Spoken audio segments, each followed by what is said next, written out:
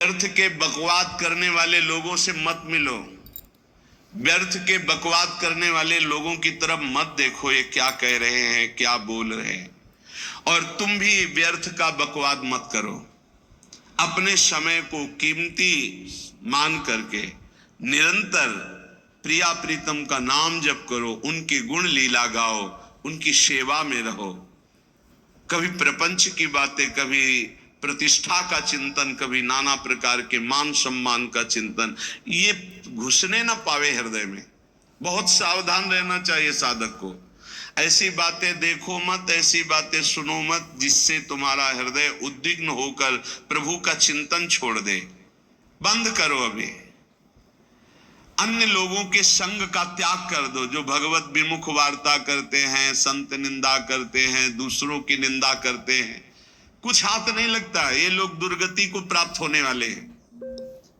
भक्तन निंदा अति बुरी भूल करे जिन कोई, किए सुकृत बहु जन्म के छिन में दारे खोए। पर निंदा के किए ते नहीं आवत नहीं कछुआत, मूर्ख पर्वत पाप को ले चल अपने साथ। तो अलम कश्यापि संगत्या, ऐसा संग मत करो जिनके पास बैठने से भक्त निंदा, जन निंदा, भगवत निंदा हो। ऐसे से दूर रहो। अलम बंद कर दो ऐसे लोगों का संग। रात दिन हम श्यामा श्याम का नाम जप करेंगे, श्यामा श्याम के लीला गुण गाएंगे, श्यामा श्याम के ही धाम का शोभा का चिंतन करेंगे। जब तुम अपना जीवन श्यामा श्याम के चरणों में न्यौछावर कर दोगे तो पूरा भार श्यामा श्याम ले लेंगे और तुम्हारे हृदय में मस्ती आ जाएगी। जो ऐसा निश्चयी होता है, दृढ़ निश्चयी, उसके अंदर दृढ़ विश्वास, तो उसके हर समय भगवान की स्फूर्ति होती रहती है। भारी प्रतिकूलता में भी भगवान का सानिध्य अनुभव होता है। वो अनुकूलता में तो भगवान के दुलार को देखता है, लेकिन प्रतिकूलता में भगवान की विशेष कृपा को देखता है। ये संयोग, ये वियोग, संसार की ये द्वंद्वमयी वृत्तियां भक्तों के हृदय में नहीं चुभती। आए की हुज्जत नहीं, गए की तलाश नहीं, क्योंकि नित्य संयोग भगवत स्मृति के प्रभाव से प्रभु का रहता है। शोक, विषाद बहुत ध्यान देने योग्य विषय है। तभी लोगों को ऐसा लगता है कि ऐसा कैसे हो सकता है। भक्त के चरित्रों को जब सुनते तो लगता है ऐसा कैसे हो सकता है, ऐसी परिस्थिति में भी ऐसा कैसे हो सकता है। क्योंकि तुम मानसिक बुद्धि से युक्त हो और वो भागवतिक स्थिति से युक्त है, इसलिए तुम उसको पार पा ही नहीं सकते। जब तुम अपना जीवन श्यामा श्याम के चरणों में समर्पित कर देते हो हृदय से, फिर उनकी कृपा से सब विघ्न दूर हो जाते, एक अपार मस्ती रहती है। नहीं तो शोक, विषाद, दुख, क्लेश, कष्ट, संताप, भय, उद्वेग, ये सदैव सताते रहते हैं। इसी से डिप्रेशन होता है। बार बार नकारात्मक चिंतन, शोक, विषाद, दुख, चिंता, क्लेश, संताप, भय, उद्वेग, यही पूरे मानसिक स्तर को नष्ट कर देते हैं। उत्साहहीन जीवन हो जाता है। जब तुम श्यामा श्याम को समर्पित हो जाते हो तो ये सब प्रवेश भी नहीं करते, एक अपार मस्ती बनी रहती है। अब क्या होगा? श्यामा श्याम जो करेंगे वही होगा। श्यामा श्याम पता नहीं कैसा करें, नहीं, वो सदैव मंगल भवन है, वो जो करते महामंगल होता है। यह निश्चय उपासक के हृदय में आ जाना चाहिए। इसलिए अपना सारा मन, सारी बुद्धि, सारा जीवन, प्रत्येक श्वास प्रभु को अर्पण कर दो, फिर देखो तुम निहाल हो जाओगे। दुख, शोक, विषाद, क्लेश, कष्ट, संताप, भय, उद्वेग, ये उसी को व्यापते हैं जिसने अपने जीवन को प्रभु के चरणों में अर्पित नहीं किया। इसलिए तुम अपना सारा मन, सारी बुद्धि, सारा जीवन, प्रत्येक श्वास केवल प्रभु को अर्पित कर दो, फिर देख लेना श्वास कैसे अर्पित की जाती, राधा राधा राधा। बुद्धि कैसे अर्पित की जाती, एकमात्र निश्चय कि भगवत सुख ही सुख है, ये जागतिक सुख, ये दुख है, ये ऐसा दलदल है जिससे आज तक कोई नहीं निकल पाया। सारा मन, हम मन से केवल प्रभु का मनन करें, बार बार मन को संसार से हटा के नाम में, रूप में, लीला में, धाम में लगाएं।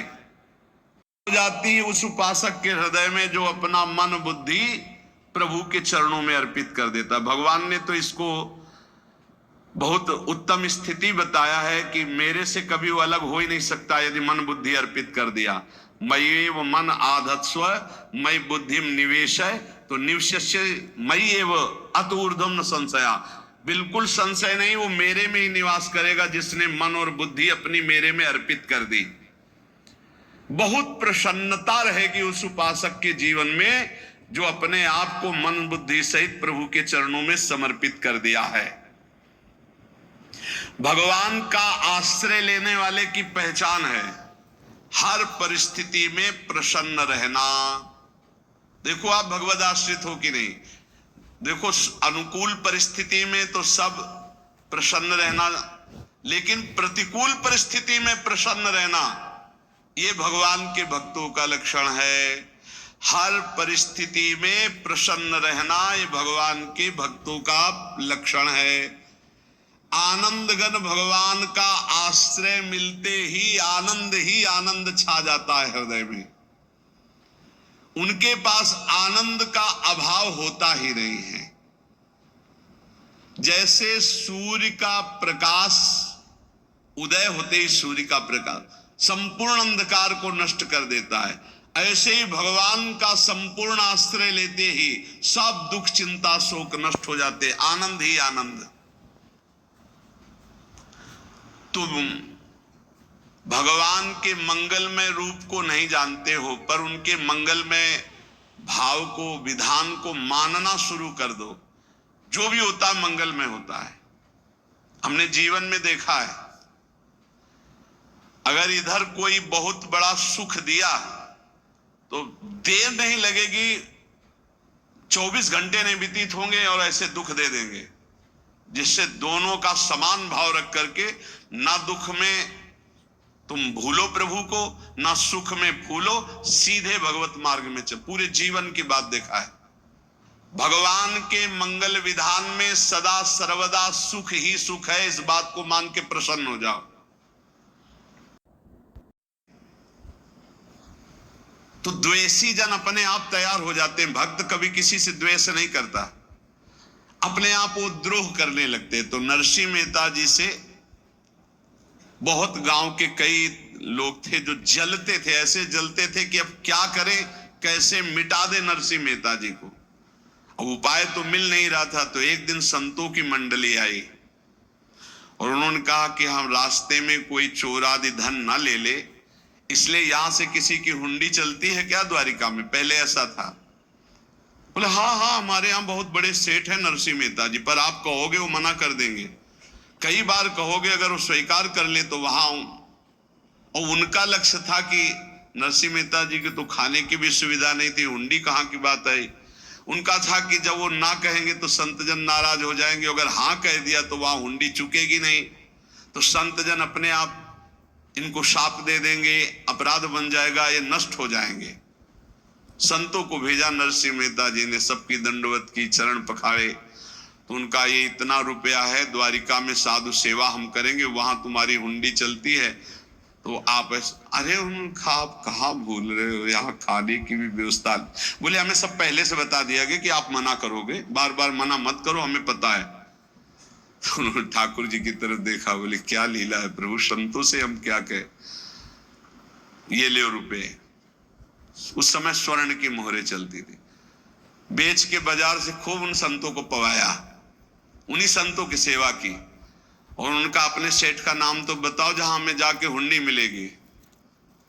सेठ सावल सा सेठ। संत जन गए वहां, पूछा कि नरसिंह मेहता जी का जिन सेठ से परिचय, उनका नाम सावल शाह सेठ, उनकी गद्दी कहाँ है? तो जो कुछ भक्त थे वो द्वारिकाधीश की तरफ संकेत करते कि वही है। बोले नहीं नहीं, वो सेठ है, उनकी गद्दी चलती थी। पूरी बाजार में कहीं कोई। अब संत जन एकांत में होकर के बहुत विचलित हुए, क्या हमारे साथ धोखा हुआ? नरसिंह मेहता जैसा संत क्या धोखेबाज हो सकता है? देखो, संशय तो बहुत विचित्र होता है। बड़े बड़ों को संशय हो जाता है। जब भगवती सती जी को संशय हो गया, राम जी को, हे खग हे मृग हे मधुकर श्रेणी, ऐसा पूछते हुए कि सच्चिदानंद कैसे हो सकते, तो किसी को हो सकता है, क्योंकि वो बुद्धि की अधिष्ठात्री देवी है। जो ही उनके मन में ऐसा आया कि क्या हमारे साथ धोखा हो रहा है, इतने में ही देखा जय हो सावल शाह सेठ की। वो कहा सावल शाह सेठ? तो देखा बढ़िया मुनीम जी उनके साथ, तो सेठ बस्ता लिए हुए मुनीम जी, सरकार इधर से चलो। तो उनका सावल शाह सेठ आपका नाम है? संतों ने कहा। बोले हाँ। बोले नरसिंह जी? हाँ। बोले आपकी हुंडी आ गई है। हुंडी एक कागज में लिखा कि ये हमारे सेठ जी को दे देना। वैसे लोग मुझे माखन चोर कहते, कोई कुछ कहता, लेकिन आपने सेठ बना दिया। जब आपने सेठ बना ही दिया तो आप कभी परवाह मत करना तुम। और ये सेवक आपकी सेवा में सदैव तत्पर है। भगवान ने ऐसा लिखा। जो भगवद आश्रित है, एक बार ये चलता रहता है, जो संत जन होते हैं उनके विरोधी अपने आप बन जाते हैं। किसी से कोई मतलब नहीं, अपने आप विरोधी बन जाते हैं। कबीरदास जी का पूरी काशी में यश था। भजन करने वाले महापुरुषों का यश बढ़ता है जब, तो जो भजनहीन होते हैं उनके हृदय में जलन पैदा हो जाती है और उनको विविध प्रकार से फंसाना चाहते हैं, उनको कष्ट देना चाहते हैं।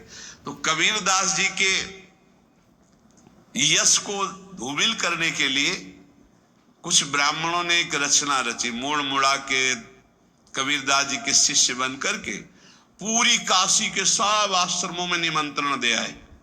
कल भंडारा है, संत सेवा है, सबने स्वीकार किया। कबीरदास जी अपनी दिनचर्या करके निकले तो संत मंडली आने लगी। बोले कै बजे सेवा है? साधु सेवा। बोले कौन सी साधु सेवा? बोले कल आपके शिष्य जन निमंत्रण दे के आए, पूरी काशी के सब संत आ रहे हैं।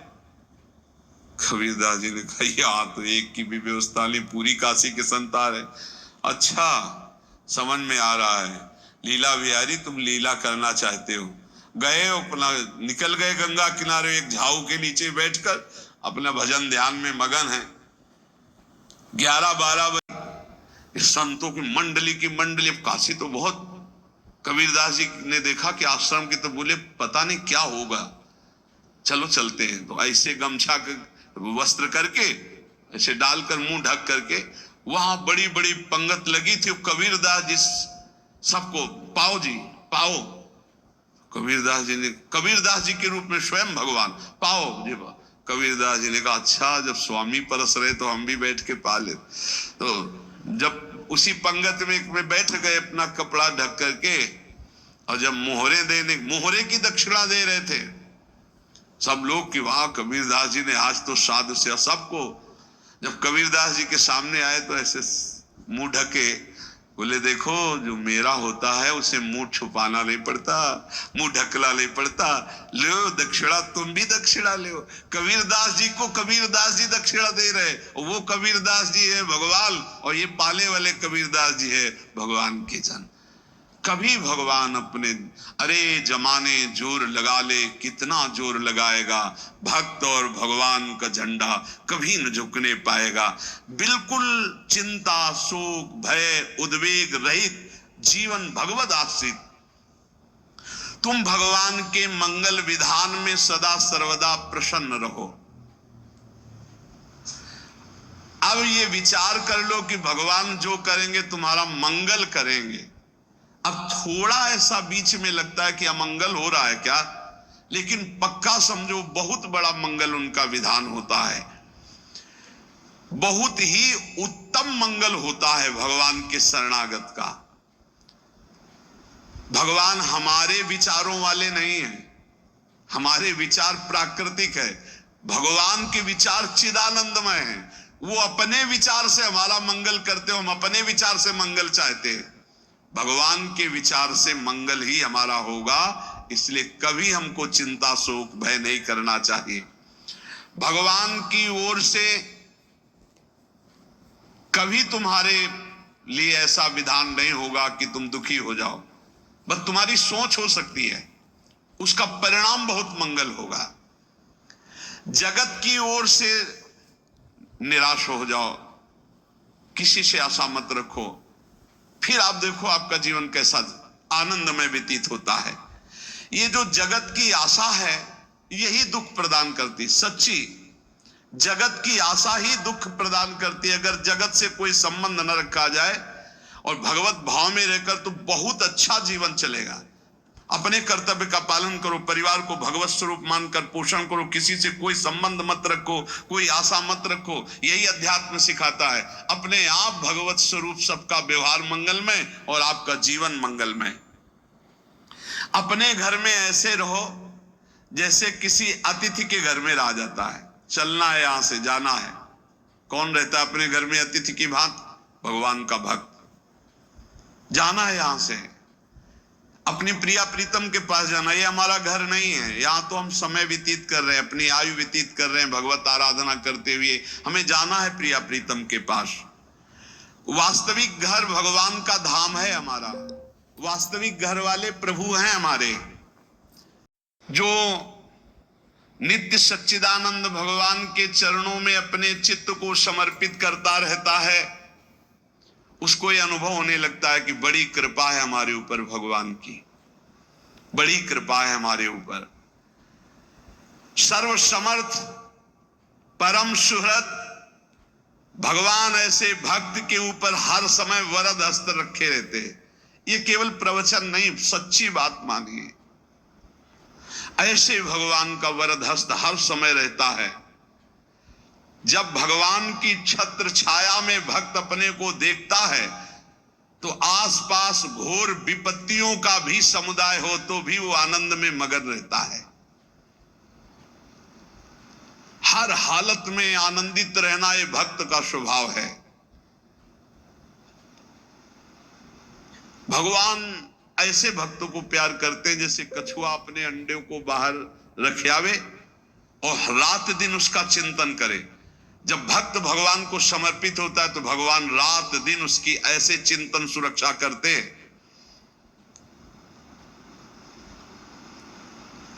अब है ये दैवी संपदा का पहला गुण है, ये भगवान के शरणागत पर जागृत हो जाता है। वो भयभीत नहीं होता, किसी भी उससे भयभीत नहीं होता। यही डरपि हरिवंश हित, जिनो भ्रमय गुण सलिल पर। इस डर से डरते रहना चाहिए कहीं गुण रूपी पानी में फिसल न जाए, नहीं तो गलती हो सकती है। साधक सावधान रहे। ये अभय दैवी संपदा का सबसे बड़ा गुण है। जो भयहारी भगवान की शरण में आ जाता है तो उसके अंदर ये अभय प्रकट हो जाता है। अगर कहीं तुम्हें एकांत में भय लग रहा है, एक आदमी तो एकांतिक में आए थे, वो कह रहे थे कि हमें हर समय भय लगा रहता कि कोई हमारे पीछे है, अंधेरा तो लगता कोई खड़ा है, मैं जीना मुश्किल हो गया, ऐसा भय। देखो ये मन कैसा है, भगवान से विमुख होने पर कैसे डरवाता है। वो कह रहे हैं हर समय मुझे डर लगा रहता है, कोई सामने खड़ा है, कोई पीछे खड़ा है, ऐसा भय लगने लगता है। और जब भगवान की शरण में आ जाते हैं तो ये अभय स्थिति हृदय में जागृत हो जाती है। कोई भी भय आसपास आ ही नहीं सकता, यहां तक कि नरक का भी भय खत्म हो जाता है जो भगवान की शरण में है। महापापी भी पुण्यात्मा महान भक्तों के समान वो उत्तम गति को प्राप्त हो जाता है जो भगवान की शरण में हो जाता है। पर ये जो भोगों का आश्रय लिए हुए हैं, मनमानी आचरण कर रहे हैं, ये कभी उस अभय को जान ही नहीं सकते कोई अभय पद है क्या। इनको तो कदम कदम पर शोक, भय और दुख की प्राप्ति होगी, कोई बचा नहीं सकता। जो भोगों में लगे हैं, मनमानी आचरण कर रहे हैं। अगर निर्भय होना चाहते हो, परम सुखी होना चाहते हो तो भगवान के शरणागत हो जाओ। सारे जगत को अभय दान देने वाले भगवान हैं। भगवान का एक प्रण है, ममपन शरणागत भयहारी। जो मेरी शरण में आ गया उसके भय का मैं नाश कर देता हूं। अवस्था मन की मानी जाती है कि आप कितने अच्छे साधक हैं। यदि आपका मन भगवदाकार है, हर समय भगवत चिंतन चल रहा है, आपके स्वप्न भागवतिक आ रहे हैं, आपके विचार भागवतिक हैं, तो आपकी अच्छी साधना हो रही।